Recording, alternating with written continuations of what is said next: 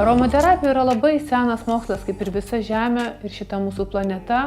Jinai taikoma jau labai seniai.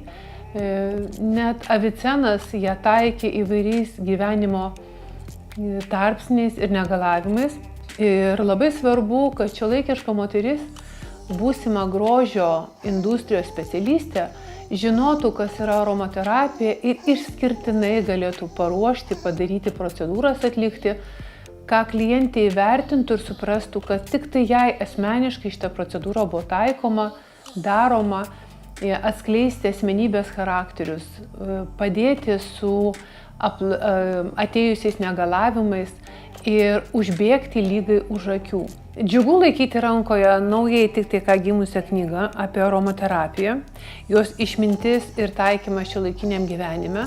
Aš labai džiaugiuosi, kad mums pavyko šitą knygą surinkti, redaguoti, įdėti kokybiškas nuotraukas, tokį platų, turtingą turinį, kuris rinktas ne vienus metus.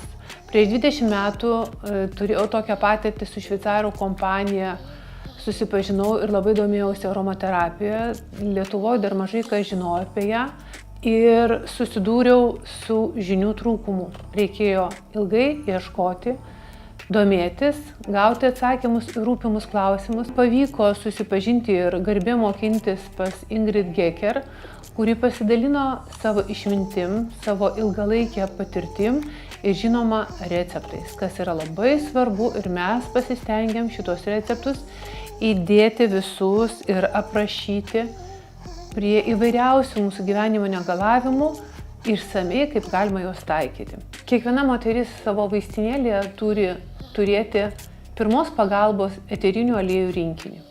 Jis yra nei daug nei mažai, bet susideda iš būtiniausių, tokio kaip paprastoji lavanda, nerolis, sandalas, myra, Romos ramunėlė, lauras, kadagys, apelsinas, bergamotė. Tai mūsų vaistinėlė bet kuriam gyvenimo momentui. Kas yra eterinis aliejus? Tai yra stebuklas, tai yra eteris, tai yra dvasia, augalo dvasia. Jinai mums labai artima. Kaip gera turėti tokius pagalbininkus savo rankose, savo kabinete. Mes galime labai ženkliai pagerinti ne tik tai pačią procedūrą, bet ir pačio kliento emociją, kurios nenusipirksi, neįsigysi. Jinai tiesiog ateina per eterius, įeina į mus, nes eteriniai aliejai turi labai aukštą skvarbą, jie yra labai mažos molekulinės masės, jie labai greitai patenka per mūsų odą į kraujotaką, limfą, nervų sistemą. Dar noriu su jumis pasidalinti, kokie yra naudojimo būdai. Patys efektyviausi, trumpiausi ir labai malonus. Tai pirmas būdas, mes galime jį naudoti kasdieniai savo odos priežiūrai ant kraujotakos taškų, tai yra ant riešo. Jeigu mes atsikeliam ir mus apima po nakties nerimas arba blogas miegas, mes tiesiog galime savo žvalumo priduoti su rozmarinu. Mes galime eterius naudoti į difuzerį. Atsikėlę anksti ryte, mes jungiam 15 minučių, 30 minučių, atgaivinti namus, harmonizuoti namus, suteikti dievišką palaimą, įlašinus keletą lašų citrinos į difuzerį. Kaip aromaterapija būtų be hidrolatų? Hidrolatas, kas tai yra? Tai kraujas augalo, žiedo, galima taip pasakyti, hiperbolizuojant. Bet iš tikrųjų hidrolatas tai yra nuostabus atradimas, kurį mes gauname distiliacijos būdu, gaunant eterinius aliejus, kada mes mirkome.